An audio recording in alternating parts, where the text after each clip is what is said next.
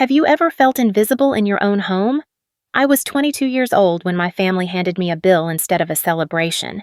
While my brother got a brand new car for graduating college, I got an unexpected demand $800 a month in rent.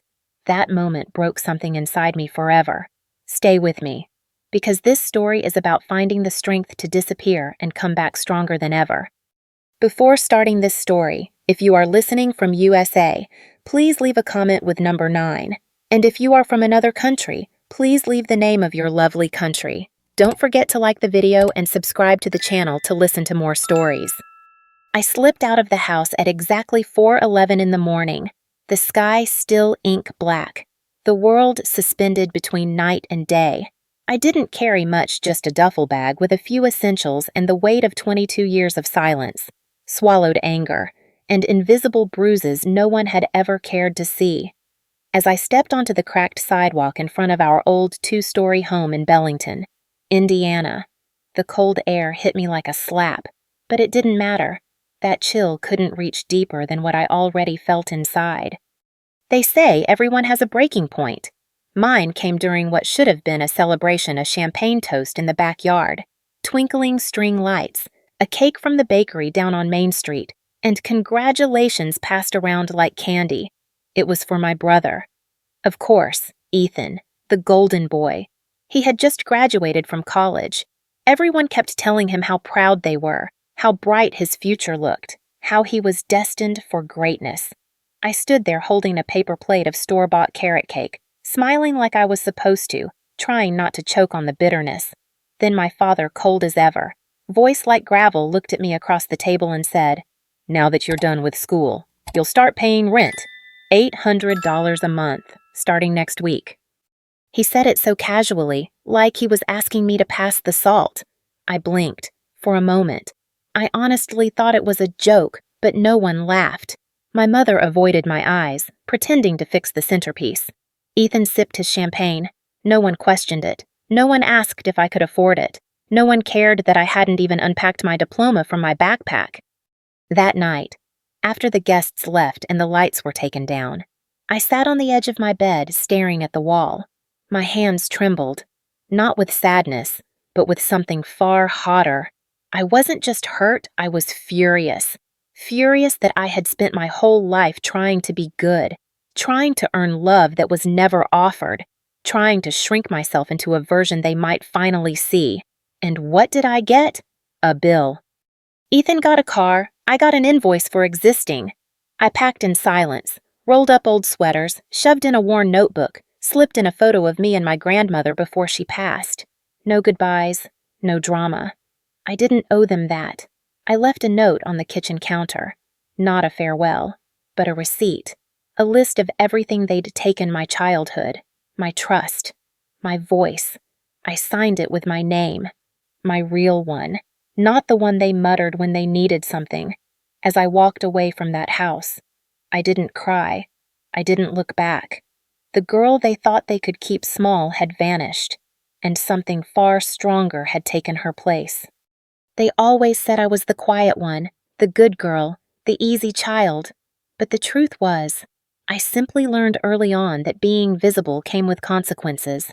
If I spoke too loudly, I was called dramatic. If I asked for anything, I was told I was selfish, so I taught myself how to vanish in plain sight, how to be the shadow in the corner of family portraits, the ghost behind every holiday gathering, the name they never remembered unless they needed a chore done or someone to blame. Growing up in the Hawthorne household meant living under a roof where love was transactional and silence was expected. My father ran the family like a military base: rigid schedules, cold expectations, zero tolerance for defiance. My mother floated through it all like smoke, distant, unreachable, polished for appearances. And then there was Ethan, my older brother, the golden son with the easy smile and the effortless charm that made people bend over backward to praise him. I used to think he deserved the attention. After all, he brought home trophies. I brought home books. He laughed loudly. I listened. He demanded. I adapted. But slowly, I began to notice the cracks. How he'd shove me aside to take credit for my ideas in school. How my parents would shrug off his cruelty as boys being boys. but would punish me for having an attitude if I dared speak up. I remember one summer, maybe I was 12, when Ethan broke Mom's antique vase during an argument. I took the blame. I didn't speak for 3 days after that. No one noticed. By the time I hit high school, I had perfected invisibility. I never missed curfew. I got straight A's. I cooked dinner when my mother had one of her migraines and cleaned up when my father slammed doors in one of his cold rages. I never asked for new clothes or sleepovers or rides to school dances. I watched from windows. I waited for my turn. It never came. What hurts most isn't that I was unloved. It's that I was unnoticed. I used to lie awake at night, staring at the ceiling, wondering what I could do to make them see me. Be louder, no. That brought punishment. Be softer, that made me forgettable. I was trapped between too much and never enough. So I became what they needed, a shadow that didn't complain, didn't shine, didn't demand space. Until the night I left. That was the first time I chose visibility over survival. And even now, every breath I take reminds me that becoming visible was the first act of rebellion that truly belonged to me. The evening was supposed to be a celebration. At least, that's what they called it, a small backyard gathering to honor Ethan's graduation from Wexford University. My mother strung up those little white lights she saved for special occasions. The ones she never let me touch. My father ordered a custom cake from a bakery across town, chocolate ganache with Ethan's name written in gold icing. We had catered appetizers, champagne chilled in a silver bucket, and a borrowed speaker playing Ethan's favorite playlist. I arrived straight from work, still in my scrubs, the smell of antiseptic clinging to my skin. No one noticed. Or if they did, they didn't say anything. I offered to help set up. My mother waved me off. "You'll just get in the way," she said, smoothing the tablecloth for the 3rd time. Ethan was already posing for pictures with his new car, a sleek black sedan with a red bow still attached to the hood. I stood there with a paper plate in hand, staring at that bow. I didn't even know they had been shopping for a car. No one had mentioned it. The last time I brought up needing to replace the broken fan in my bedroom, my father told me to learn to be less high maintenance. Dinner was served on porcelain china, not the everyday plates, the good ones. I sat at the far end of the table, next to the extra folding chair that always wobbled. My name wasn't on the seating chart. There wasn't a seating chart, of course, but it still felt like I wasn't supposed to be there, like I had accidentally wandered into someone else's moment. Then came the toast. My father stood, glass raised, and said how proud he was of Ethan, how he'd worked so hard, made the family name proud, carried the legacy forward. My mother dabbed her eyes with a cloth napkin. Ethan grinned like a politician, and I smiled too, because what else do you do when the spotlight has never once turned your way? When the applause faded and the guests turned back to their plates, my father looked at me, not warmly, not kindly, just directly. "Now that you're done with school," he said, "you'll start paying rent, $800 a month, starting next week." He said it in front of everyone, no warning, no conversation, just a public decree that I was no longer a daughter, but a tenant, a guest in the home I had scrubbed, vacuumed, and wept in for over 2 decades. The table went quiet. Even the wind seemed to pause. Ethan took a sip of champagne. My mother pretended to be distracted by the candle centerpiece. Not one person defended me. Not one voice said, "That's unfair," or even, "Let's talk about this later." I felt my face flush, but I didn't cry. I nodded, just once. Then I finished my dinner in silence, each bite burning more than the last. That night, I realized something simple and brutal: I would never belong in that house, no matter how hard I tried, and I stopped trying. I didn't leave in a burst of rage or with some grand, dramatic farewell. That would have meant giving them the satisfaction of knowing they still held power over me. No, my departure was quiet, surgical, every movement deliberate, every step soaked in clarity. That night, after the dinner, I went back to my room and locked the door. I opened my laptop, pulled up a bus schedule, and searched for the earliest outbound route from Bellington. One way, no returns.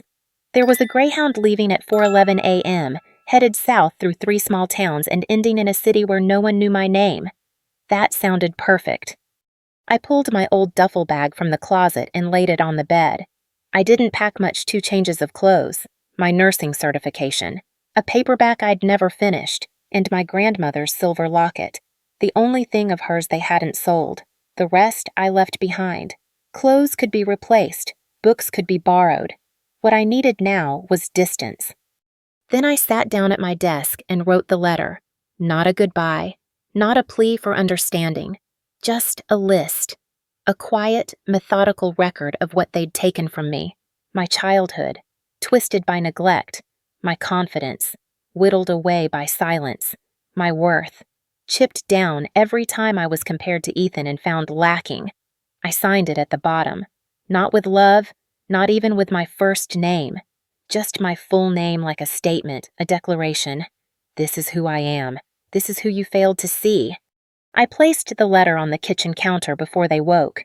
It would be the first thing they'd see once they came down for coffee, expecting the same invisible daughter to refill the sugar bowl and start breakfast.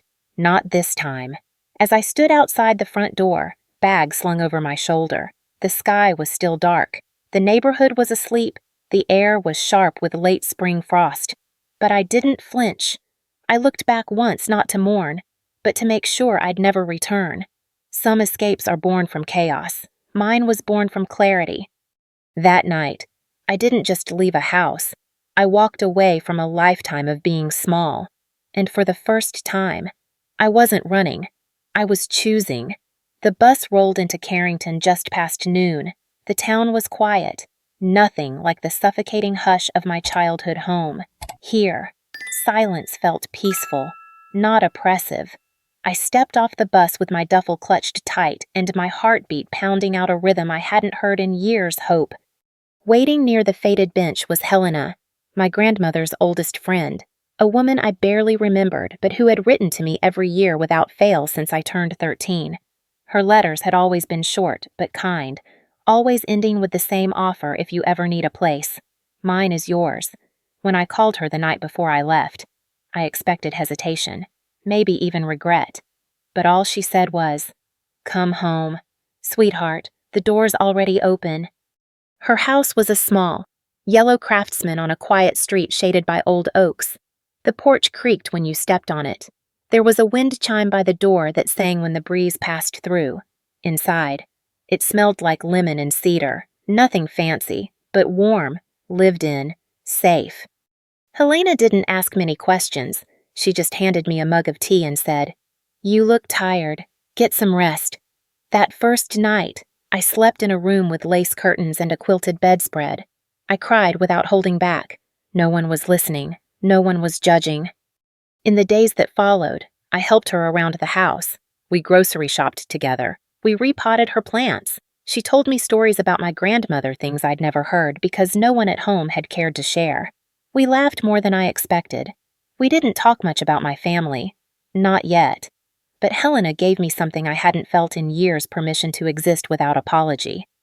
I also started looking for work. I walked to the community clinic downtown and asked if they needed help. Turned out, they were short-staffed and grateful for anyone with medical training. It wasn't glamorous, but it gave me purpose. It reminded me that I could still stand on my own, even after everything. The healing didn't happen all at once, but with every sunrise over Helena's front yard, I felt a little less like a ghost, a little more like someone worth seeing. And in that quiet little town, I began again, not as someone's daughter, not as someone's disappointment, just as me. It started with a shoebox. Helena had asked me to help her clean out the attic, and while shifting an old trunk of winter coats, I spotted it dusty, tucked behind a stack of photo albums, sealed with brittle twine. On the lid, written in my grandmother's handwriting, was a single word: Vivian. My breath caught. Inside were letters, legal documents, and pages torn from notebooks I recognized from my childhood. One envelope was addressed to me, never opened. The postmark was from 8 years ago. I sat on the floor and read every word with trembling fingers. My grandmother had set up a trust fund in my name when I was 10. The intention was clear: the money was meant for my education, independence, and future stability. It wasn't a fortune, but it was enough to build something a foundation, a safety net. But according to the documents, the trust had been dissolved when I turned 18, signed off by a guardian, my father. I remember the moment so clearly now, that week when my college tuition had been suddenly restructured, when my father said financial aid hadn't come through and I needed to take out a student loan. I didn't question it then. I trusted him. I shouldn't have. The deeper I went into the papers, the angrier I became. My signature appeared on forms I never signed, transfers made in my name. It was forgery, not just betrayal, but criminal manipulation. And it wasn't just him. Ethan's name showed up, too, not as a beneficiary, but as a recipient. My tuition had been paid in full. Mine had not. I brought the box downstairs in silence.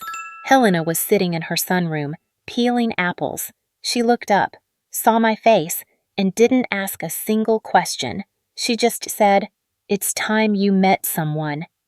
That someone was Maria Hernandez, a lawyer Helena had known for over 30 years, fierce, sharp as a blade, and utterly unimpressed with family sob stories. I handed her the shoebox. She read for hours, made photocopies, and took notes like a surgeon mapping out an operation. "This isn't just wrong," she said. "It's illegal." I felt my stomach drop, not because I was afraid, but because someone objective, professional, finally validated what I'd been gaslit into doubting my entire life. We filed the paperwork within a week, quietly, strategically. Maria said we had to be smart, not loud. That suited me just fine. For once. I didn't want revenge. I wanted truth. I wanted accountability. But deep down, in the quietest part of me, I also wanted them to look me in the eyes and realize exactly who they had underestimated. That night, I didn't sleep. I sat by the window and watched the moon drift across the sky, holding that shoebox like it was sacred, because for the first time, I wasn't just surviving the past, I was preparing to face it, on my terms. The courthouse smelled like dust and old paper, familiar, institutional, and hollow. I hadn't planned to see either of them that day. Maria had warned me I didn't have to be there. The state had taken over the case after discovering evidence of forged documents and financial fraud. But I came anyway, not for justice, for truth. They brought Ethan in first. He looked smaller than I remembered. His tailored suit didn't sit right on his frame. Maybe it was the weight of consequences pressing down. Maybe it was the absence of applause. He didn't meet my eyes as they walked him past me, but I saw his face twitch recognition, maybe regret, maybe not. We were placed in adjacent waiting rooms. I could hear voices muffled through the walls, legal talk, plea deals, quiet negotiations. When they finally called me in to speak with the mediator, I expected to sit across from them both. But it was only Ethan. He fidgeted, his eyes darting anywhere but my face. I didn't say a word. Finally. He cleared his throat. I didn't know it would go this far. He said, I stayed silent. He kept going. Dad told me the trust wasn't real. He said it was something Gran wrote down but never filed. He said you'd be fine, that you didn't need the money anyway. I laughed. Once, cold and sharp. And you believed him. I was 18, he muttered. I didn't question him. You were old enough to benefit from it. I said, old enough to keep quiet when you saw the tuition bills with my name and his bank account. He looked down. I'm sorry. I studied his face, for a moment. I searched for the brother I'd tried to love, the one who pushed me on the swings, who read comics with me under the covers, but all I saw was a man shaped by convenience and cowardice. You're not the only one who needs to apologize, I said, but you can be the first. When the session ended, I walked past my father in the hallway. He didn't flinch. His eyes were empty, no rage, no remorse, just distance. He opened his mouth, but no words came out. Good. I didn't need them. I wasn't there to rebuild a family. I was there to bury the myth of it. And I did, with my head high and my name intact. As I stepped outside into the cool afternoon, I felt the weight of years begin to lift. The confrontation hadn't healed all wounds, but it carved a path forward, a path built not on lies, but on honesty, no matter how painful. for the first time. I truly believed that justice wasn't just a word, it was a beginning. Standing in front of the packed auditorium at Wexford State University, I took a deep breath and looked out at the 200 faces waiting to hear my story.